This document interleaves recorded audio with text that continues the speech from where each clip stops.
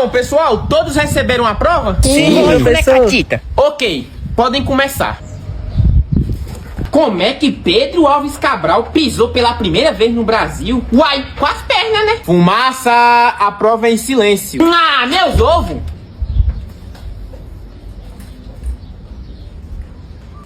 Compre já na nossa loja, tá com cu na vara, parcelamos até em 10 vezes sem juros. Tem alguém com celular na minha prova? E aí, você vai ficar de fora dessa? Aceitamos cartão de crédito e também de débito. Ô pessoal, o que é isso? Rapaz, tem alguém com nugget de olhão aí na sala. Quem é o engraçadinho que tá com o celular aí? Fumaça, é você, né? Eu? Que eu o quê, ô Catita? Eu não saí nem da primeira questão, essa prova tá dando nó no meu cérebro. Fumaça, fora da sala. Quero ver quem faça eu sair daqui. Se você não sair dessa sala, você vai ficar sem lanche hoje. Pô, aí também não, né?